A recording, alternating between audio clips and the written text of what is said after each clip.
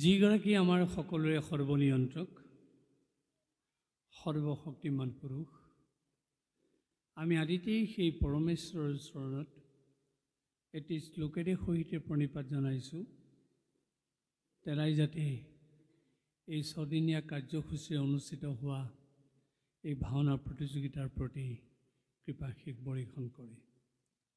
শান্তাকাৰম জলধিশয়নম পদ্মনাভম সুৰেশম লক্ষ্মীকান্তম কমলনয়নম যোগীভিৰ্ধ্যানগম্যম বন্দে বিষ্ণু ভবভয়হৰম সৰ্বলোকৈকনাথম সৰ্বলোকৈকনাথম। ঐতিহ্যমণ্ডিত শিৱসাগৰ তথা জয়সাগৰৰ তেনেই সমীপৱৰ্তী জোলা গাঁৱৰ নামঘৰত ছদিনীয়া কাৰ্যসূচীৰে যি শিশু ভাওনা প্ৰতিযোগিতা আৰম্ভ কৰা হৈছে, আজি প্ৰথম দিৱসৰ উদ্বোধনী কাৰ্যত উপস্থিত থকা আমাৰ অতি শ্ৰদ্ধাৰ ভাওনাপ্ৰেমী দৰ্শক শ্ৰোতা ৰাইজ, এই অনুষ্ঠানৰ লগত জড়িত হৈ থকা কৰ্মকৰ্তাসকল আৰু কলাকুশলী শিল্পীসকল, শিশুসকল, আমাৰ বৈষ্ণৱবৃন্দ, জয় জয়তে আপোনালোক সকলোলৈকে আমাৰ ভক্তি ভৰা শ্ৰদ্ধা আমি আগবঢ়াইছোঁ। আৰু সঁচাকৈ এটি পবিত্ৰ ক্ষণত আজি আমি নিজকে সম্পৃক্ত কৰিবলৈ পাই আমি কৃতাৰ্থ মানিছোঁ। আমি সকলোৱে জানো, মহাপুৰুষ শ্ৰীমন্ত শংকৰদেৱ গুৰুজনাই আমাক যি ভাওনা সংস্কৃতি থৈ গ'ল, দৰাচলতে আমাৰ অসমীয়া সমাজ জীৱনৰ বাবে ভাওনা নৈতিক, আধ্যাত্মিক, সামাজিক, সাংস্কৃতিক জীৱনৰ মূল সোঁত। এই নৈতিক, আধ্যাত্মিক, সামাজিক, সাংস্কৃতিক শিক্ষাৰ অবিহনে মানুহৰ জীৱন সম্পূৰ্ণ কৰিব নোৱাৰে।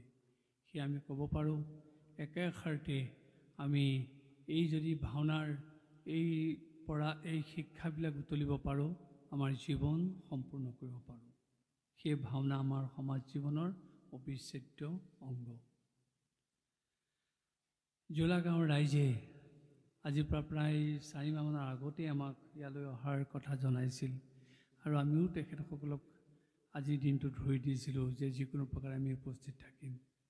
কিন্তু হঠাতে আমাৰ গুৱাহাটীৰ যাত্ৰা এটা অহাত আমি অকণমান ৰাইজে ভবাতকৈ সময়টো আগতীয়া কৰিব লগা হ'ল। সাধাৰণতে ভাওনা গধূলা হয়, গধূলা ভাওনা হোৱাৰ আগে আগে উদ্বোধন কৰা নিয়ম।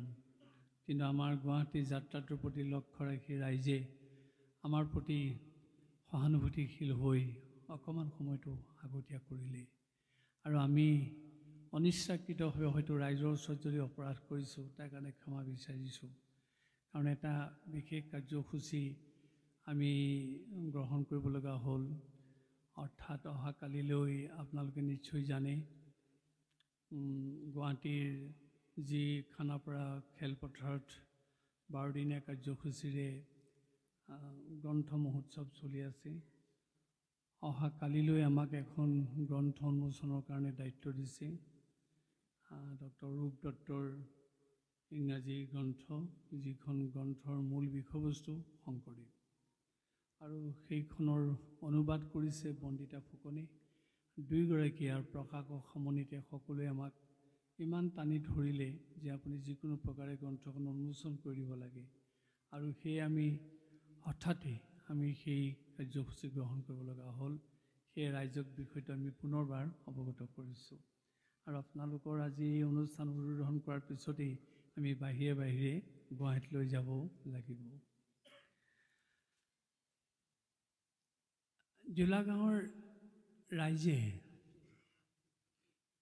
যি পৰিৱেশ সৃষ্টি কৰিছে, শিশুসকলক আধ্যাত্মিকভাৱে উদ্বুদ্ধ কৰিবৰ কাৰণে, সামাজিকভাৱে সচেতন কৰিবৰ কাৰণে, ভাওনাৰ প্ৰতি সশ্ৰদ্ধ হ'বৰ কাৰণে যি শিশু ভাওনা প্ৰতিযোগিতা অনুষ্ঠিত কৰিছে, এই নিঃসন্দেহে এক সমাজৰ বাবে আদৰ্শপূৰ্ণ কাৰ্য। আমি আপোনালোক উদ্যোক্তা সমন্বিতে সকলোৰে এই চিন্তাৰ শলাগ লৈছোঁ। ইয়ালৈ আহি আমাৰ এই ভাৱ মনলৈ আহিছে, ভাওনা সুন্দৰৰ সংস্কৃতি, আৰু যাৰ সুন্দৰৰ প্ৰতি, সৌন্দৰ্যৰ প্ৰতি ধাৰণা থাকে, সেইসকলেই ভাওনাৰ ভিতৰত অৱগাহন কৰিব পাৰে। জোলা গাঁৱৰ ৰাইজ তেনে সুন্দৰ সংস্কৃতিৰ মনৰ অধিকাৰী। উদাহৰণ, যিখন সঁফুৰাৰে আপোনালোকে আমাক সম্ভাষণ জনালে, যি বস্ত্ৰৰে, যি অভিনন্দন পত্ৰৰে সম্ভাষণ জনালে, তাতেই দেখা পাইছোঁ আপোনালোকৰ সুন্দৰ থকা মনটো। যিখন সঁফুৰা এই গাঁৱৰ ব্যক্তি এজনে সাজি উলিয়াইছে, কিমান সুন্দৰ মনৰ অধিকাৰী, সেই সঁফুৰাখন দেখাৰ লগে লগে সেই কথা অনুভৱ কৰিব পাৰি। আৰু সেই আমি ভাবিছোঁ, চাউল সিজোৱাৰ মাজৰ পৰা এটা চাউল সিজোৱা পিটিকি চালে যেনেকৈ আমি গোটেই চাউল সিজোৱাৰ কথা গম পাওঁ, চাউল সিজোৱা হৈছেনে নাই, সিদ্ধ হৈছেনে নাই, ঠিক তেনেকৈ এই গাঁৱৰ যিজন ব্যক্তিয়ে এই সঁফুৰাখন সাজি উলিয়াইছে, তেওঁ যদি সৌন্দৰ্য মনৰ অধিকাৰী, এইখন গাঁৱৰ সকলোৰে অন্তৰবিলাক তেনেকুৱা সুন্দৰ থকা মনৰ অধিকাৰী। আৰু সেই সুন্দৰ মনৰ অধিকাৰী লোকসকলৰ মাজলৈ আহিবলৈ পাই আমি সঁচাকৈ গৌৰৱবোধ কৰিছোঁ। আপোনালোকক আকৌ এবাৰ প্ৰণিপাত জনাইছোঁ। আমি সকলোৱে জানো, আটাইতকৈ যদি পৃথিৱীৰ শক্তিশালী মাধ্যম আছে, সেইটো হ'ল সংগীত। সংগীতে কেৱল মানুহক কিয়, ইতৰ প্ৰাণীকো আনন্দ দিব পাৰে। তাৰ উদাহৰণটোৰ কথা এইদৰে কোৱা হৈছে, গীতং বাদ্যম তথা নৃত্যম তৰ্যাতিকম ইদং মতম গীতেন হৰিণা ৰংগম প্ৰাপ্নু বঞ্চাবি পক্ষিণ বনাত আয়ান্তি ফণিন শিশবে ন ৰুদন্তিছ। অৰ্থাৎ গীত, নৃত্য, বাদ্যৰ সমষ্টিক সংগীত বুলি কোৱা হৈছে, যি নতন ক্ৰীড়ালৈ ৰূপান্তৰিত হৈছে। নৃত্য, নাট্য, এই তিনিটা ক্ৰিয়াক নতন বুলি কোৱা হৈছে। ইয়াৰ মূল সমষ্টি সংগীত। সংগীত নোহোৱাকৈ নতন হ'ব নোৱাৰে। এই সংগীত শুনিলে বোলে বনৰ হৰিণা পহু হাবিৰ পৰা ওলাই আহে আৰু তাৰ আনন্দত নাচে। গছত থকা চৰাইজনীও যদি সংগীত শুনে, সেই সংগীত শুনাৰ লগে লগে তাৰ আনন্দত চৰাইজনীয়ে দৌকা মাৰি আনন্দ ভাৱ প্ৰকাশ কৰে। আনহে নালাগে অতি খঙাল সৰীসৃপ সৰ্পয়ো যদি সংগীত শুনি হাবিৰ পৰা ওলাই আহে আৰু তাৰ লহৰত নাচে আৰু তাৰ সমস্ত ক্ৰূৰতা, হিংসা ভাৱ সি ত্যাগ কৰে। আকৌ কোৱা হৈছে, শিশৱে ন ৰুদন্তিছ, কান্দি থকা এটা শিশুৱেও যদি সংগীত শুনে তাৰ কান্দোন বন্ধ কৰে। সেয়া আমি পুনৰ উল্লেখ কৰিছোঁ, কেৱল মানুহক কিয়, সকলো প্ৰাণীকে যদি আনন্দ দিব পৰা অনুষ্ঠান আছে, সেইটোৱে হ'ল সংগীত। আৰু যি সংগীতে সৰ্পৰ হিংসা ভাৱ নাইকিয়া কৰিব পাৰে, সেই সংগীতত যদি আমি দ্ৰৱীভূত হওঁ নিষ্ঠাৰে, যথাৰ্থভাৱে, আমাৰ ক্ৰূৰতা, আমাৰ হিংসা ভাৱ আমি নাইকিয়া কৰিব নোৱাৰিম কিয়? কোনেও বেয়া নাপাব। আজি যে সংগীত, সাংগীতিক অনুষ্ঠান এটা মনোৰঞ্জনৰ আহিলালৈ ৰূপান্তৰিত হৈছে, যাৰ কাৰণে ইমান তত্ত্ব, গভীৰ তত্ত্ব লুকাই থকাৰ পিছতো আমি তাৰ প্ৰকৃত তত্ত্ব আমি অনুভৱ কৰিব পৰা নাই। অৰ্থাৎ আমাৰ হিংসা, আমাৰ দেশ আমি নাইকিয়া কৰিব পৰা নাই।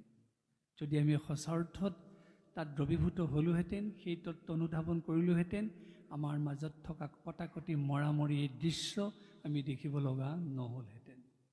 সেয়ে আমি আৰম্ভণিতে আজি এই অনুৰোধ জনাম, আপোনালোকে যি ছদিনীয়া কাৰ্যসূচীৰে জোলা গাঁৱৰ নামঘৰত শিশু ভাওনা সমাৰোহ অনুষ্ঠিত কৰিছে, ইয়াৰ যুৱকসকলৰ উদ্যোগত তথা স্থানীয় ৰাইজৰ সহযোগত এই ভাওনা প্ৰতিযোগিতা গতানুগতিক ভাওনা প্ৰতিযোগিতা নহয়। এই ভাওনা প্ৰতিযোগিতাই আমাক প্ৰকৃত তত্ত্বৰ সোৱাদখিনি ল'বলৈ আমাক শিক্ষা দিব। আৰু আমি আশা কৰিম এই প্ৰতিযোগিতাই এক দৃষ্টান্তমূলক আদৰ্শ দাঙি ধৰিব, যি আদৰ্শৰ যোগেদি আমাৰ শিশুসকলে সেই ভাৱেৰে অনুপ্ৰাণিত হ'ব। এই সাংগীতিক মাধ্যম অনুষ্ঠানটি ভাওনা। কিন্তু ভাওনা বুলি কোৱাৰ লগে লগে আমি কি বুজোঁ? ভাওনা ভক্তি তত্ত্বৰ আধাৰ। মহাপুৰুষ শ্ৰীমন্ত শংকৰদেৱ গুৰুজনাই আমাক ভক্তিৰ মাধ্যমেৰেহে ভাওনা কৰিবলৈ কৈছে। আপোনালোকৰ নিশ্চয় মনত আছে, আজিৰ পৰা 40-50 বছৰ আগতে আপোনালোকে ভাওনা কৰোঁতে মূল ভাৱৰীয়া গায়ন বায়ন সূত্ৰধাৰ কৃষ্ণ চৰিত্ৰত অৱতীৰ্ণ হোৱাসকলে উপবাসে থাকে, লঘোণে থাকে, তাৰপিছত ভাওনা কৰেহি। আৰু সেই ভাওনাত যেতিয়া আপোনালোকে অংশ লয়, বিশেষকৈ মূল চৰিত্ৰত অংশ লয়, সূত্ৰধাৰ কৃষ্ণ ভাৱত অংশ লয়, আনৰ নহ'লেও মাক দেউতাকৰ বুকুখন কঁপি থাকে যে মোৰ ল'ৰা সূত্ৰ হৈছে, বা মোৰ ঘৰৰ মানুহজন সূত্ৰ হৈছে, মোৰ ল'ৰা কৃষ্ণ হৈছে। গতিকে তেওঁ যদি সুন্দৰকৈ সেই চৰিত্ৰ ৰূপায়ণ কৰিব নোৱাৰে, তেতিয়াহ'লে দুখ লাগিব। আৰু তাৰ ভয়ৰ কম্পনত মাক দেউতাকে মনে মনে ভগৱন্তলৈ ধূপ গছ আগবঢ়ায়, দীপ গছ আগবঢ়ায়, কেতিয়াবা নৈবেদ্য ভাগো আগবঢ়ায়। ইয়াৰ মূল কাৰণ ভক্তি। কাৰণ ভয়ত ভক্তি থাকে, শ্ৰদ্ধাত ভক্তি থাকে, আৰু সেই ভক্তিযুক্ত অনুষ্ঠানটোৱেই ভাওনা। আজি শিশুসকলক আমি সেই ভক্তি তত্ত্বৰ কথা ক'বই লাগিব। তেওঁলোকক যদি কেৱল চাৰ্টিফিকেট এখন দিয়া বাহবা লোৱা কাৰ্যতে আমি ক্ষান্ত ৰাখোঁ, এইটো কেৱল মনোৰঞ্জন ধৰ্মীয় অনুষ্ঠান বুলিয়ে যদি তেওঁলোকক আমি কৈ থাকোঁ, ভাওনাৰ উদ্দেশ্য সফল নহ'ব। আৰু আপোনালোকে শিশুসকলক কেন্দ্ৰ কৰি যি ভাওনা প্ৰতিযোগিতা পাতিছে, তাৰো সাৰ্থকতা নাথাকিব। সেই শিশুসকলক হাড়ে হিমজুৱে মনে প্ৰাণে ভক্তি ভাৱৰ বৃত্তত সোমোৱাবই লাগিব।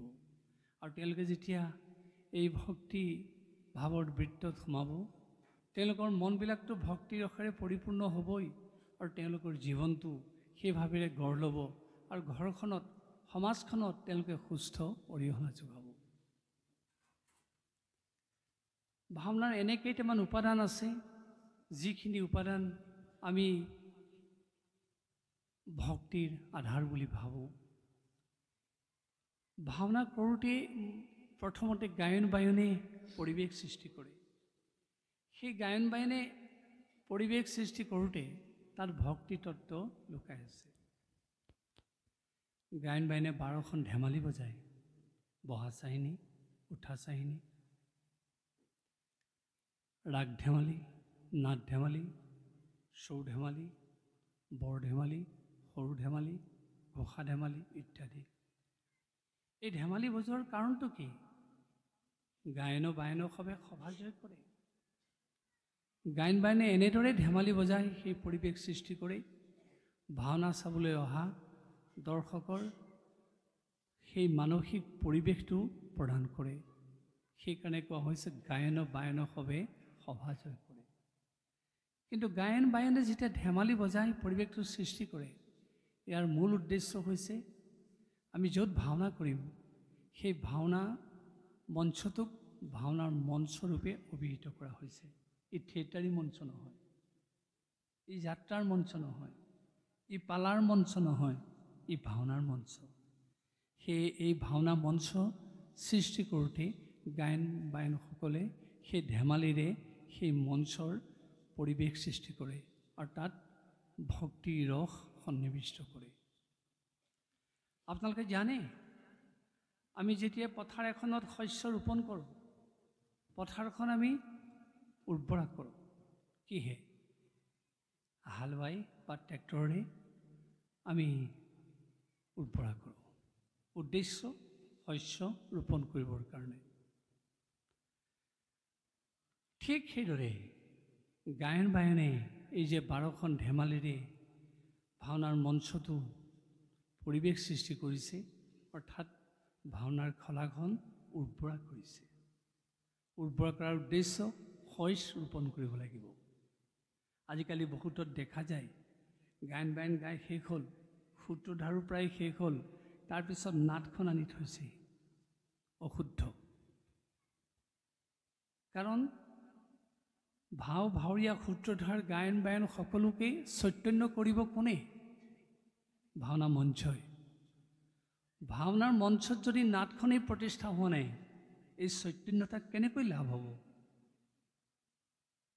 সেয়ে গায়ন বায়ন গোৱাৰ লগে লগে ভাওনাৰ থলীলৈ, ভাওনাৰ খলালৈ নাটখন অনাটো অপৰিহাৰ্য বিষয়।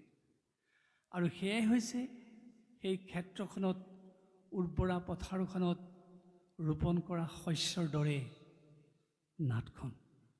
এই গায়ন বায়নে যেনেকৈ ভাওনাৰ খলা উৰ্বৰা কৰিলে, তাৰপিছতে নাটখন প্ৰতিষ্ঠা কৰাৰ লগে লগে সি হ'ব এই আমাৰ ক্ষেত্ৰখনৰ মূল বীজ, যি বীজ সন্মুখত লৈ আমি ভাওনা কৰিব পাৰোঁ। আপোনালোকে জানে সিদিনাখনলৈকে এতিয়াও নগাঁৱত সেই পৰম্পৰা আছে। সূত্ৰধাৰ ওলোৱাৰ লগে লগে নাটখন পিছে পিছে লৈ ফুৰে, কথাবিলাক কৈ থাকে, ভাৱৰীয়াকো কৈ থাকে। আজি প্ৰতিযোগিতা আৰু সমাৰোহ অহাৰ পিছত আমি আজিকালি সেইবিলাক পৰিৱেশ নেদেখা হ'লোঁ।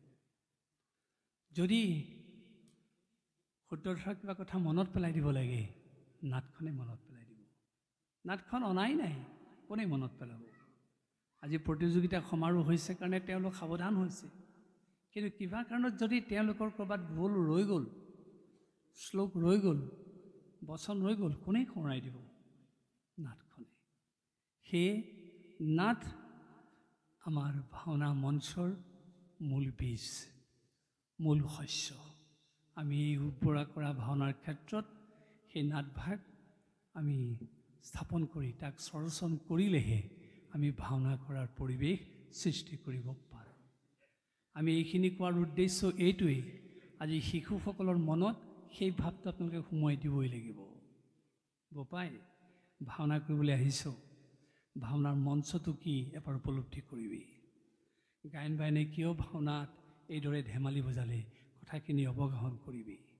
নাটখন প্ৰতিষ্ঠা কৰি লৈছে, সেই নাটখনক কেন্দ্ৰ কৰি তই সেৱা জনাবি, তই সন্মান জনাবি, তাৰপিছতহে তই ভাৱৰীয়া। আপোনালোকে সেই ভাৱত তেওঁক উপনীত কৰাবই লাগিব। তেতিয়াহে সেই শিশুৰ মনত আধ্যাত্মিকভাৱে জীপাল কৰিব, ভক্তিভাৱ সঞ্চাৰিত হ'ব, যিটোৰ যোগেদি আমি সমাজত এটা সুদি বাৰ্তা লাভ কৰিবলৈ সমৰ্থ হ'ম। ঠিক সেইদৰে আপোনালোকে জানে যে ভাওনাৰ প্ৰতিটো কথাই এফালে যেনেকৈ আধ্যাত্মিক তত্ত্বৰে ভৰা, আনফালে আমাক শিক্ষা দিয়াৰ মাধ্যম। গায়ন বায়নৰ পিছতেই সূত্ৰ নাট্যগুণে ৰসিকৰ মনোহৰে, সূত্ৰ নাট্য চৰিত্ৰ এনেদৰে প্ৰৱেশ কৰে, ভাওনাত থকা সকলো ৰসিকক ৰসদান কৰিব পাৰে। আৰু সেই ভাওনাতে কোৱা হৈছে, পণ্ডিতে বুজিবে শ্লোক কৰিলা ৰচন। মহাপুৰুষজনাই এইদৰে ব্ৰজাৱলী ভাষাৰে অংকীয়া ভাওনাৰ সৃষ্টি কৰি থৈ গ'ল। পৰৱৰ্তী পৰ্যায়ত আমি বিভিন্ন ভাওনা অনুষ্ঠান পালোঁ যদিও সেই ভাওনাৰ মূল উৎস অংকীয়া ভাওনা। তাত যি কথা সংলাপেৰে কৈছে, গীতেৰে কৈছে, তাক শ্লোকেৰে কৈছে। পণ্ডিতসকলে শ্লোক শুনি ভাল পাব পাৰে, সেয়ে পণ্ডিতসকলৰ কাৰণে দিয়া হ'ল ভাওনাৰ মাজত শ্লোক। আমি এই গোটেই কথাখিনি এটা এটা পতন্তৰ গীতেৰে দি যাব খুজিছোঁ। সন্মুখত আমি যদু বায়নক বহুৱাই লৈছোঁ। সংস্কৃত শ্লোক কেনেকৈ ভাওনাত ব্যৱহাৰ হয়, সেই সংস্কৃত শ্লোকে পণ্ডিতজনক ৰস দিয়াৰ লগতে গোটেই ভাওনাৰ পৰিৱেশটো কেনেকৈ গাম্ভীৰ্য কৰি তোলে, এটা উদাহৰণ দিবৰ কাৰণে শ্লোক এটা গাবৰ কাৰণে যদু দত্তক আমি আহ্বান জনাইছোঁ। সংস্কৃত শ্লোক এটা, কিয় শ্লোকটো দিয়া হৈছে, যিটো শ্লোকেৰে পণ্ডিতক লগ দিয়াৰ লগতে ভাওনা পৰিৱেশটো কেনেকৈ গহীন কৰি তুলিছে। কৃষ্ণ কৃষ্ণ হৰি প্ৰবিশ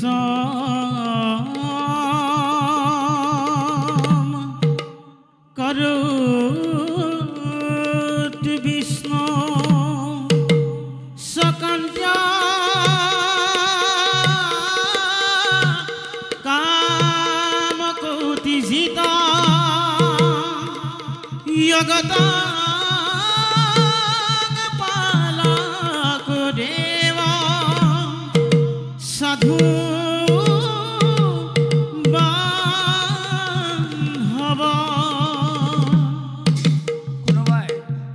কোনোবাই ক'ব পাৰে ভাওনাত সংলাপ দিছে, গীত দিছে, আকৌ নতুনকৈ শ্লোকটো কেলে?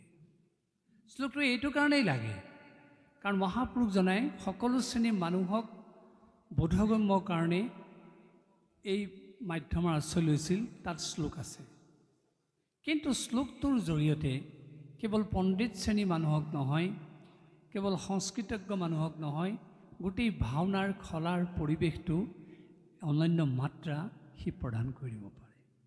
আৰু সেইকাৰণে যি কথা আমি আকৌ কৈছোঁ, গীতেৰে গাইছে, সংলাপেৰে কৈছে, তাক আকৌ শ্লোকেৰে উপস্থাপন কৰা হৈছে। ঠিক সেইদৰে সূত্ৰ নাট্য চৰিত্ৰই যিদৰে প্ৰৱেশ প্ৰস্থান কৰে তাতেই থাকে ৰস। ঠিক সেইদৰে দ্বিজক গীতৰ অৰ্থ বুজি পেকৰ দ্বিজক সভ্যকৰণ। গীত শুনিলে দ্বিজকসকলে ভাল পায়। মহাপুৰুষজনৰ চিন্তাত আছিল যে দ্বিজকসকলো যাতে তাত সুদীৰ্ঘ সময় ধৰি ভাওনাৰ থলীত বহি থাকিব পাৰে।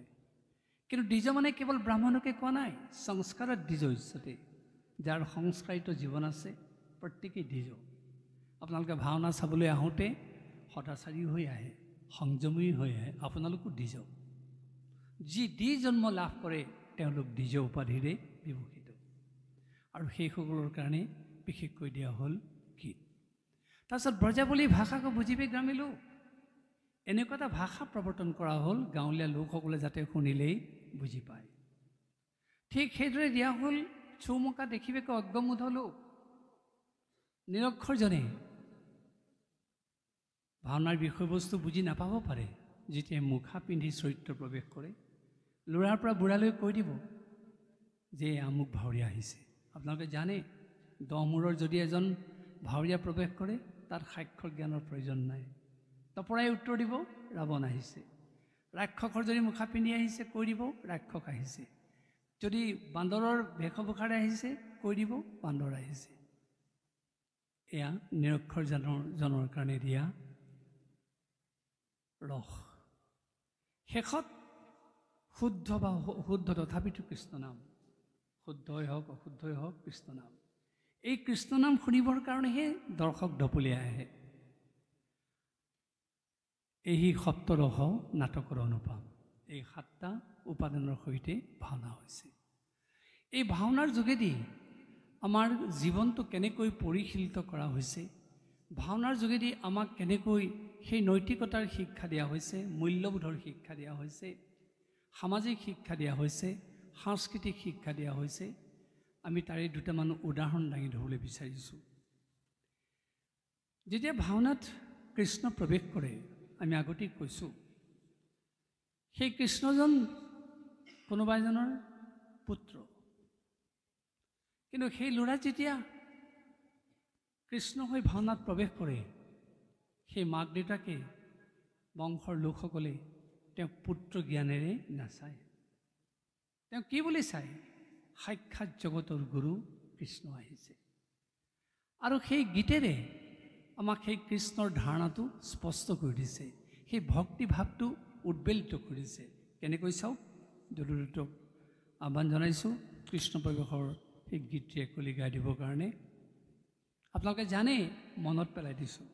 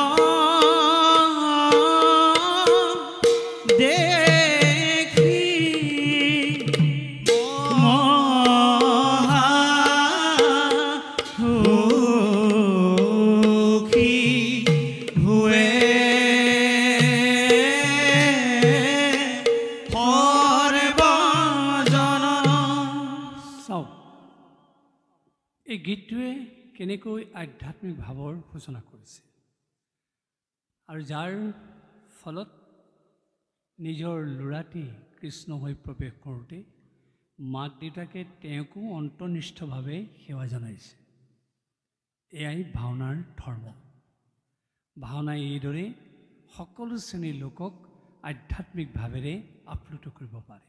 আনহে নালাগে পিতৃ মাতৃকো তেওঁলোকক সেই ভাৱলৈ লৈ যাব পাৰে।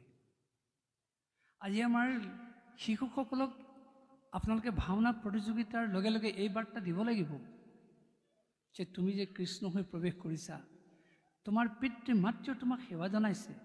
তুমি যদি ইয়াৰ পিছত অসদাচাৰী হোৱা, অসংযত হোৱা, তোমাৰ এই সেৱাটোৰ মূল্য নাথাকিব। তুমি পিতৃ মাতৃৰ ওচৰত অপৰাধী হ'বা। সেইকাৰণে তেওঁলোকক এই শিক্ষা প্ৰদান কৰিবই লাগিব। ঠিক সেইদৰে ভাওনাত উদ্ধত চৰিত্ৰ প্ৰৱেশ কৰিছে, কিন্তু তেওঁকো দিয়া হৈছে নিয়ন্ত্ৰণৰ মাত্ৰা। অগ্নিগড়ৰ তলেদি প্ৰৱেশ কৰিছে, ভাওনাৰ তলত তেওঁক খোজকাটল দিছে ভাওনাৰ থলীত, কিন্তু আধ্যাত্মিকভাৱে তেওঁৰ হৃদয়খনত কম্পন আছে। আৰু যদি নাথাকে, অকল ঊৰ্ধ্বতালী চৰিত্ৰৰে প্ৰৱেশ কৰে, তেওঁ কেতিয়াও ভাওনাৰ ভাৱৰীয়া হ'ব নোৱাৰে। তেওঁ কেতিয়াও প্ৰতিষ্ঠিত ভাৱৰীয়া ৰূপে পৰিচিত হ'ব নোৱাৰে। তেওঁ কেতিয়াও ভাওনাৰ যোগেদি সুফল পাব নোৱাৰে। সেই গীতৰ মাধ্যমেৰে, বোলৰ মাধ্যমেৰে সেই উদ্ধত চৰিত্ৰৰ ভাৱৰীয়াকো কেনেকৈ পৰিশীলিত ৰূপ দিয়া হৈছে, এটা আমি গীতৰ মাজলৈ যাবলৈ বিচাৰিছোঁ। জৰুৰতক গীতটো গাবলৈ আহ্বান জনাইছোঁ। চাওক।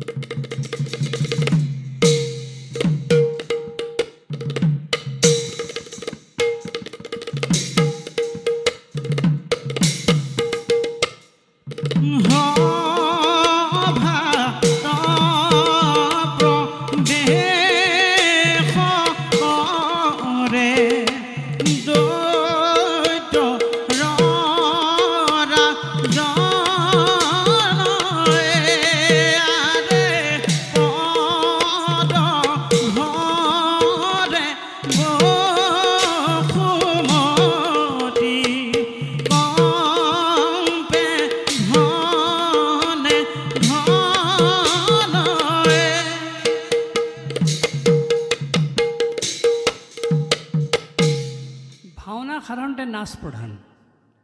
অংকীয়া ভাওনাই আমাক সেই আদৰ্শ দিছে। প্ৰৱেশ প্ৰস্থানত নাচ আছে, আনহে নালাগে খং কৰোঁতে যুদ্ধটো নাচ আছে, বিলাপ গাওঁতে নাচ আছে, আৰু সংলাপ মাথোঁতেও নাচ আছে, স্তুতি কৰোঁতেও নাচ আছে। এই যে উদ্ধত চৰিত্ৰৰ ভাৱৰীয়াজনে এইদৰে নাচি নাচি প্ৰৱেশ কৰিছে, ইয়াৰ মাজতে আছে নিয়ন্ত্ৰণৰ শিক্ষা। এই গীতটোৱে, সেই বোলখনে তেওঁক বাধ্য কৰাইছে যে তুমি মাত্ৰাত বিগৰ্হিত হৈ খোজ দিব নোৱাৰা। যেতিয়া মাত্ৰা সন্নিৱিষ্ট কৰি তেওঁ খোজ দিয়ে, তাতেই তেওঁ নিয়ন্ত্ৰণৰ শিক্ষা লাভ কৰে। ঠিক তেনেকৈ এজন ধাৰ্মিষ্ঠ ৰজা প্ৰৱেশ কৰিছে ভাওনাত। তেওঁকো গীতটোৰ যোগেদি কেনেকৈ সেই ধাৰ্মিক ভাৱটো প্ৰদান কৰা হৈছে বা আমাৰ দৰ্শক শ্ৰোতাক সেই ভাৱ দিয়া হৈছে, চাওক।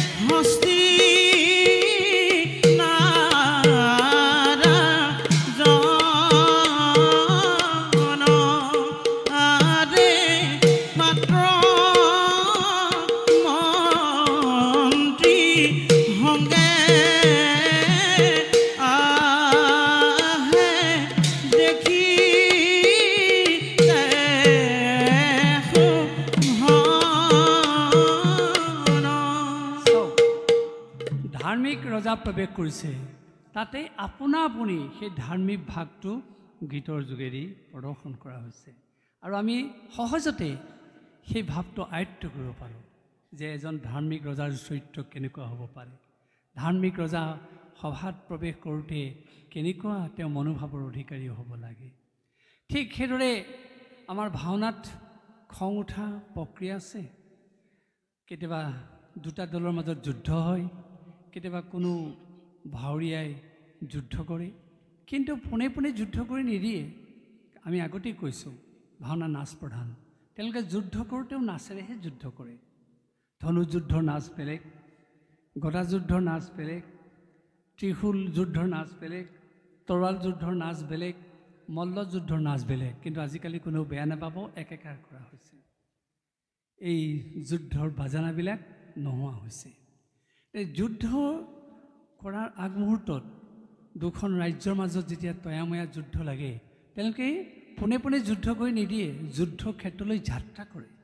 আমি যিকোনো কাম এটা কৰিবলৈ যাওঁতে আমি যাত্ৰা কৰোঁ, মাংগলিক মন্ত্ৰৰে আমি উদ্ভাসিত হওঁ, তাৰপিছতহে আমি যাত্ৰা কৰোঁ।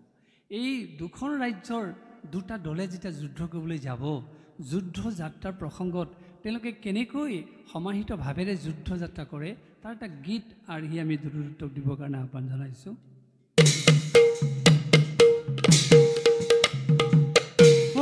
যুদ্ধ যাত্ৰা কৰি চলে দৈত্যৰা জন হৰি দৈত্যৰা জন হৈয়াৰে সংগে চলে বীৰগণ অতি কাহুৰ জন হৰি অতি কাহুৰ জন।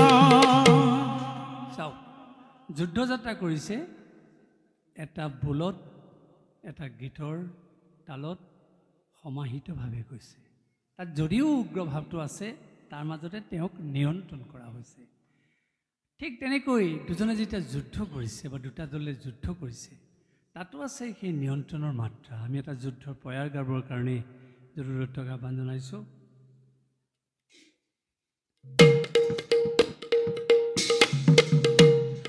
লাগিলে কঠোৰ হৰণ, অতি ভয়ংকৰ হৰি আৰে, অতি ভয়ংকৰ হৰি আৰে, পদ ভৰে বকুমতি, পদ ভৰে বকুমতি, পেঠৰা তৰ হৰি আৰে, পেঠৰা তৰ হৰি। চাওক, যুদ্ধ কৰিছে তাতো নীতি বিগৰ্হিত হৈ নহয়, নিয়ন্ত্ৰণৰ মাত্ৰা ৰক্ষা কৰিহে যুদ্ধ কৰিছে। আমি বাৰে বাৰে এই কথাখিনি এইটো কাৰণেই কৈছোঁ, আমাৰ শিশুসকলক এই তত্ত্ব কথাখিনি বুজাই দিব লাগিব। তোমালোকে ভাওনা কৰিবলৈ আহিছা, কেৱল মনোৰঞ্জনৰ কাৰণে নহয়, বাহ ল'বৰ কাৰণে নহয়, এই তত্ত্বখিনি তোমালোকে হৃদয়ৰ মাজত সোমাই লোৱা। খং কৰিবা ঠিকেই, কিন্তু খঙৰ মাজতো নিয়ন্ত্ৰণ ৰক্ষা কৰিব লাগিব। আৰু সেইটোৱে আমাক গাৰ্হস্থ্য জীৱনত, সংসাৰী জীৱনত শিক্ষা দিছে। আমাৰো খং থাকিব পাৰে, আমি কেনেকৈ এই ভাওনাৰ আৰ্হি বুটলি আমাৰ খঙক আমি নিয়ন্ত্ৰণ কৰিব পাৰোঁ। তেনেকৈ আপোনালোকে জানে, ভাওনাত চৰিত্ৰই দুখ কৰে। দুখ কৰোঁতে তেওঁক কিন্তু আপোনালোকে কোনেও বেয়া নাপাব, আজিকালি প্ৰায় তেনেকুৱা ধৰণ হৈছে। থিয়েটাৰ দৰে, মঞ্চ নাটৰ দৰে হহকৈ কান্দিবলৈ দিয়া নাই। ভাওনা প্ৰতিটো কথাই প্ৰতীক ধৰ্মী। ভাওনাত চৰিত্ৰই কান্দিব লগা হ'লে বিলাপৰ মাধ্যমেৰেহে কান্দিব লাগিব। হয় একাৱলী, নহয় মুক্তাৱলী, নহয় পীতাম্বৰী, নহয় জোনা, নহয় লেছাৰী, নহয় ধৰমজ্যোতি আদি বিলাপেৰেহে ভাৱৰীয়াই দুখ প্ৰকাশ কৰিব পাৰে। আজিকালি দেখা গৈছে হুবহু কান্দি দিছে, হৰহকৈ কান্দিছে।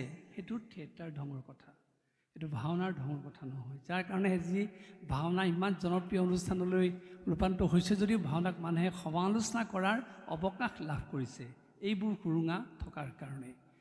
ভাৱৰীয়াই কেনেকৈ দুখ প্ৰকাশ কৰে, দুখ প্ৰকাশৰ মাজেদি কেনেকৈ নিয়ন্ত্ৰণৰ শিক্ষা লাভ কৰে, এটা বিলাপ গাবৰ কাৰণে জৰুৰতক আহ্বান জনাইছোঁ।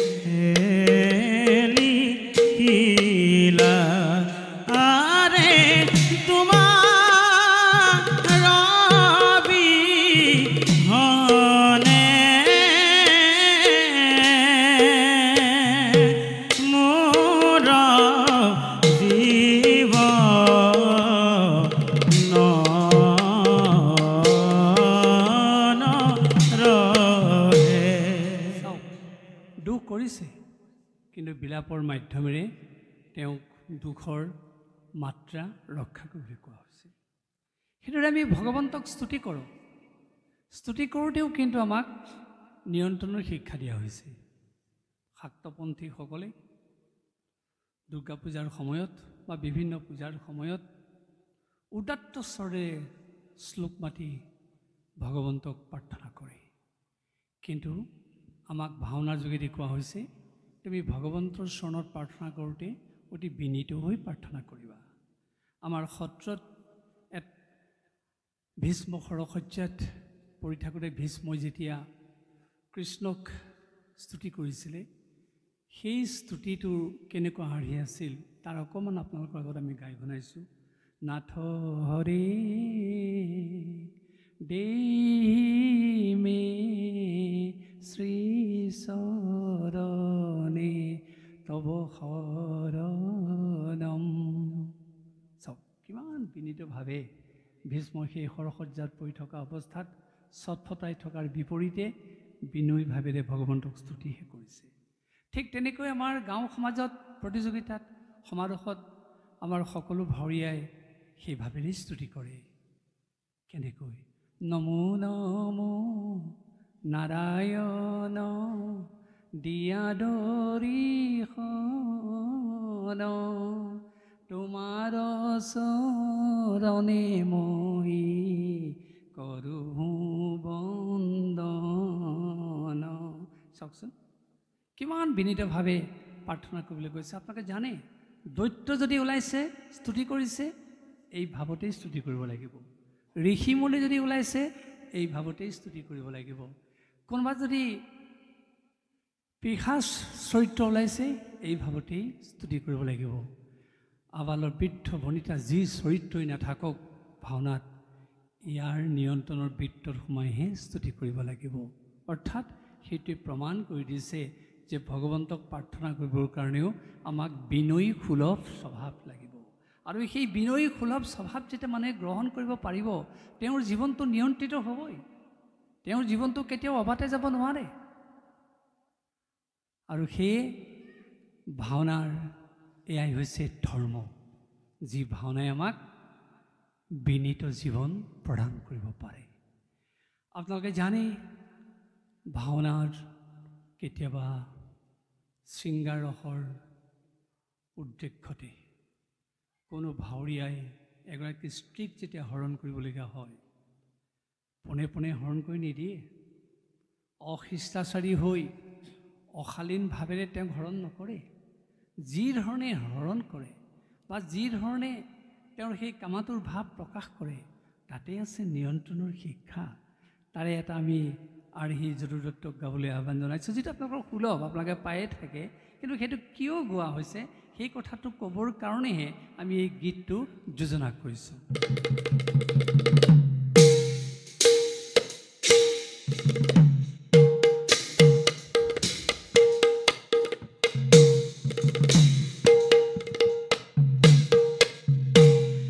আৰে আহা আহা প্ৰাণে সৰি দিয়ালি গণ আৰে তোমাৰ বিহনে মোৰ নৰহে জীবন।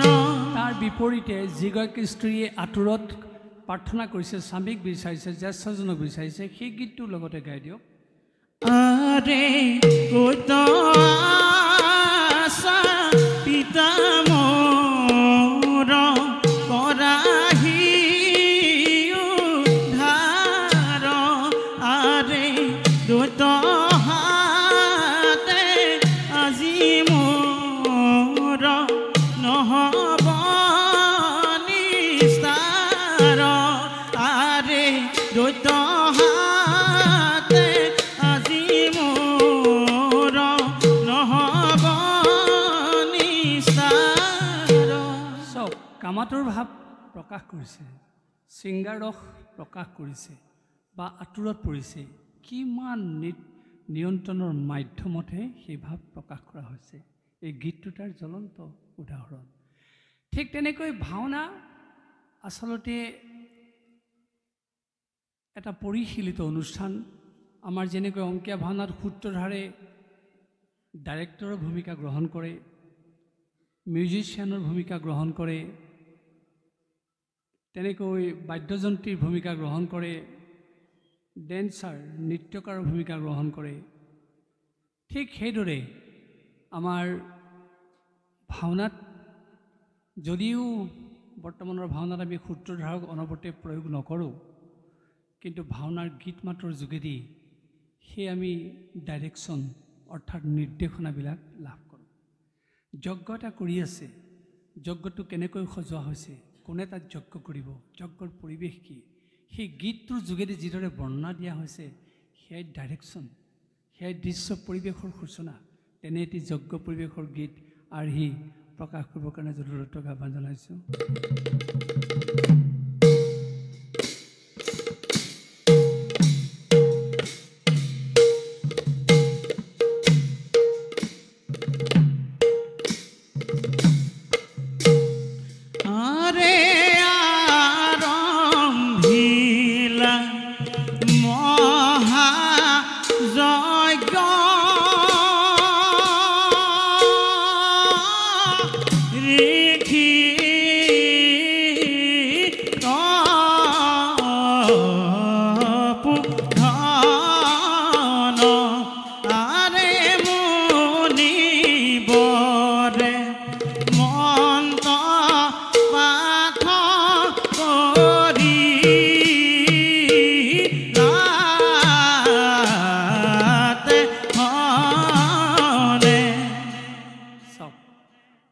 কৈছোঁ যজ্ঞ এটা অনুষ্ঠিত কৰিছে, তাত এটা পৰিৱেশ দিয়া হৈছে, পৰিৱেশটোৰ কথা গীতেৰে কৈছে, আৰু লগে লগে যজ্ঞ কি সেই ভাৱটো আয়ত্ত কৰিবৰ কাৰণে আমাক এটা সুন্দৰ বাৰ্তা দিয়া হৈছে। এইদৰে আমি পুনৰ ক'ব খোজোঁ, ভাওনাই আমাৰ প্ৰতিটো চৰিত্ৰৰ যোগেদি, উপস্থাপনৰ যোগেদি আমাক পৰিশীলিত জীৱন দিছে। কেৱল কিন্তু ভাওনাত সেইখিনি সময়ত প্ৰয়োগ কৰিবৰ কাৰণে এই শিক্ষা দিয়া নাই, এই শিক্ষাখিনি ঘৰলৈ লৈ আহিবলৈ কৈছে। আমি যদি প্ৰত্যেক দৰ্শকেই, প্ৰত্যেক ভাওনা ভালপোৱা শুভাকাংক্ষীসকলে ঘৰলৈ যদি এইবিলাক বাৰ্তা আমি লৈ আহিব পাৰোঁ, আমাৰ স্বামী স্ত্ৰীৰ মাজত কাজিয়া কিয় লাগিব, ভাই ককাৰ মাজত কাজিয়া কিয় লাগিব, আমাৰ কামাতুৰ ভাৱেৰে মানুহক যি আজি উদ্বেলিত কৰিছে সেই ভাৱ কেনেকৈ সৃষ্টি হ'ব, কেনেকৈ মানুহে কান্দি কাটি ভাগৰি পৰিব। যদি ভাওনাৰ তত্ত্ব সঁচাকৈ জীৱনত প্ৰতিফলন ঘটে, ইয়াৰ নিশ্চয় সুৰুচিপূৰ্ণ এটা মাত্ৰা থকা জীৱন মানুহে লাভ কৰিব, আৰু এয়াই হৈছে ভাওনাৰ উদ্দেশ্য। আৰু সেইকাৰণে আমি বাৰে বাৰে কৈছোঁ, শিশুসকলে এই ছদিন ভাওনা কৰিব, তেওঁলোকক তাতেই কেৱল ক্ষান্ত নাৰাখি ঘৰলৈ পঠাই নিদিব।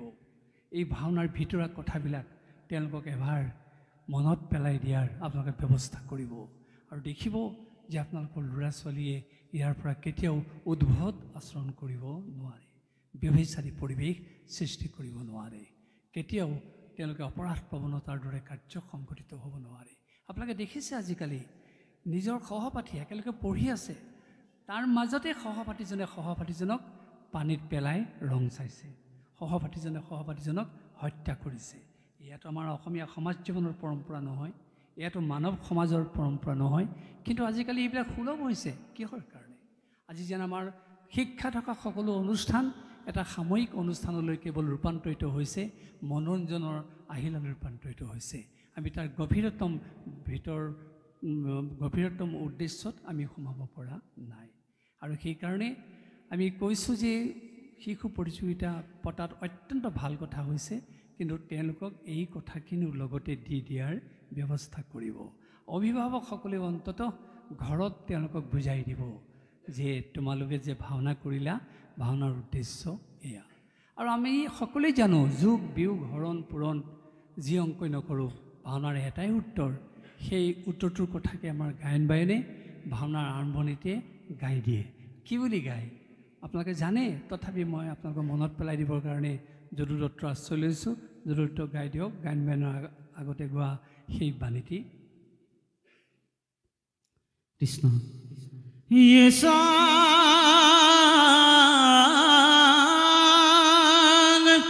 श्रीमद् यशोदासुत पदकमले नास्ति भक्ति नरानं येसां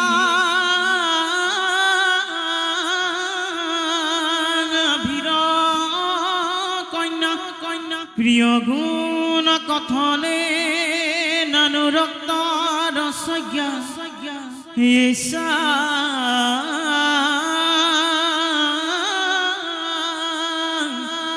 শ্রীকৃষ্ণ লীলা ললিত গুণ কথনে সদর নৈব করণ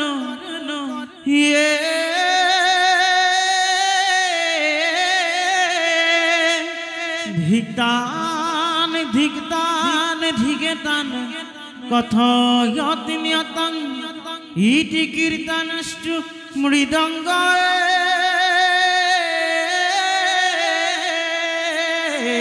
হরি রাম রাম চাওক কোৱা হৈছে যাৰ যশোদাৰ পুত্ৰৰ চৰণ কমলত ভক্তি নাথাকে, যিসকলে আভিৰ কন্যা গোপীসকলৰ কথাত মনোযোগ নিদিয়ে, যিসকলে শ্ৰীকৃষ্ণৰ লীলা কথা সাদৰেৰে কৰ্ণেৰে শ্ৰৱণ নকৰে, তেওঁলোকৰ জীৱন ধিক। মৃদংগই খোলে তাৰ বোলেৰে তাকেই ধিক্কাৰ দিছে। সঁচা, কৃষ্ণ ভক্তিহীন জীৱন এডাল জগা কাঠৰ দৰে। আমি জগা কাঠ কোনেও সাধাৰণতে নেদেখোঁ, কিন্তু নৈপৰীয়া মানুহে জগা কাঠ দেখা পায়, চিনি পায়। ভৰা ব্ৰহ্মপুত্ৰৰ বানপানীত যেতিয়া ক'লা কেতিয়াবা কাঠ এডাল নৈৰ বুকুত উটি আহে, নৈপৰীয়া মানুহে তাক ঘৰলৈ লৈ আহে। আনে কি কৰে? একো কৰিব নোৱাৰে। সেই ক'লা কেতিয়াবা কাঠডাল জুই লগাই কেৱল শীতৰ পৰা পৰিত্ৰাণ পাবৰ কাৰণে লয়। অৰ্থাৎ জগা কাঠডালৰ মূল্য নাই, পুৰি পেলোৱাৰ বাহিৰে কোনো মূল্য নাই। কিন্তু সেই একেখন নদীতে যদি ভাল কাঠ এডাল উটি আহে, সেই কাঠডাল যদি নৈপৰীয়া মানুহজনে ঘৰলৈ লৈ আহে, তাৰ পৰা এডাল মূল্যৱান সম্পদ তৈয়াৰ কৰিব পাৰে। সেই আমি পুনৰ কৈছোঁ, কৃষ্ণ ভক্তিহীন জীৱন জগা কাঠৰ দৰে। আমি কোনেও জগা কাঠ হ'বলৈ বাঞ্ছা নকৰোঁ। আমি সকলোৱে মূল্যৱান সম্পদলৈ ৰূপান্তৰিত হ'বলৈ বিচাৰোঁ। আহক, এই ছদিনীয়া কাৰ্যসূচীৰ যোগেদি আমি সেই প্ৰত্যেকেই যে নিজকে মূল্যৱান সম্পদলৈ ৰূপান্তৰিত কৰিম, এই সংকল্প লওঁ। আৰু আমাৰ ল'ৰাবিলাককো, শিশুসকলকো আমি যাতে সেই বাৰ্তা প্ৰদান কৰিব পাৰোঁ যে তোমালোক মূল্যৱান সম্পদলৈ ৰূপান্তৰিত হ'ব লাগিব। ভাওনাই তোমালোকক মূল্যৱান সম্পদলৈ ৰূপান্তৰিত হোৱাৰ বাৰ্তা প্ৰদান কৰিছে। আমি শেষত আকৌ জৰুৰতৰ যোগেদি এটা ভগৱন্তক স্তুতি কৰা প্ৰাৰ্থনা মুক্তাৱলী গাবৰ কাৰণে আহ্বান জনাইছোঁ। আৰু তাৰপিছতে আমাৰ কথাখিনি আমি সামৰণি মাৰিম। ক্ষমা কৰা মুনিবৰ ধৰো তজো চৰণত দুখময়ী কৰিলোঁ অজ্ঞানবশত প্ৰাণ হৰি হৰি হৰিয়ে হৰি হৰি হৰিয়ে। এই স্তুতিৰে আমাৰ ভাৱ ভৰিয়াই যেনেকৈ প্ৰাৰ্থনা জনায়, ক'ৰবাত দুখ হ'ব পাৰে, সেই দুখখিনি তুমি ক্ষমা কৰা, সেই ত্ৰুটিখিনি ক্ষমা কৰা। আমিও আপোনালোকৰ ওচৰত এই নিবেদন জনাইছোঁ, আমাৰ কথাখিনিৰ জৰিয়তে যদি কিবা ভাওনাৰ থলীত আমি অপৰাধ কৰিছোঁ, তাৰ কাৰণে আপোনালোকে যাতে ক্ষমা কৰি দিয়ে। আমি আশা কৰিছোঁ ছদিনীয়া কাৰ্যসূচী অনুষ্ঠিত কৰিবলৈ লোৱা এই জোৰা গাঁৱৰ বৰনামঘৰত অনুষ্ঠিত হ'ব লগা শিশু প্ৰতিযোগিতাৰ ভাওনা সমাৰোহ, আকৌ কৈছোঁ, গতানুগতিক ভাওনা প্ৰতিযোগিতা নহয়, ই এক আদৰ্শ থকা ভাওনা অনুষ্ঠানলৈ ই ৰূপান্তৰিত হ'ব। আৰু আমি আশা কৰিছোঁ এই ভাওনা সুন্দৰ হ'বই, আপোনালোকৰ মনবিলাক সুন্দৰ। আৰু যি যদু দত্তৰ আশ্ৰয়ত তেওঁৰ কণ্ঠৰে আমি গীত পৰিৱেশন কৰিলোঁ, সেই যদু দত্ত আপোনালোকৰ অঞ্চলৰে লোক, আপোনালোকৰ মানুহৰ মাজৰ পৰাই তেওঁক বুটলি লৈছোঁ। আপোনালোকৰ ইয়াত কিমান সুন্দৰ পৰিৱেশ আছে, গায়নজন সুন্দৰ, বায়নজন সুন্দৰ, সেই আমি পুনৰ দৃঢ়তাৰে কৈছোঁ আপোনালোকৰ এই ছদিনীয়া শিশু ভাওনা প্ৰতিযোগিতা সুন্দৰ হ'বই। এনে আশা ৰাখি পুনৰবাৰ আপোনালোক সকলোলৈকে আমাৰ ভক্তিভৰা শ্ৰদ্ধা আগবঢ়াই আমাৰ কথাখিনি আমি সামৰণি মাৰিবলৈ লৈছোঁ। সৰ্বেই ভৱন্তু সুখিনঃ, সৰ্বে সন্তু নিৰাময়া, সৰ্বে ভদ্ৰাণি পশ্যন্তু, মা কশ্চিৎ দুঃখভাগ ভৱেৎ। এই প্ৰাৰ্থনাৰে এই ছদিনীয়া শিশু ভাওনা প্ৰতিযোগিতাখনি আনুষ্ঠানিকভাৱে শুভ উদ্বোধন কৰা হৈছে বুলি আমি ঘোষণা কৰিলোঁ। নমস্কাৰ।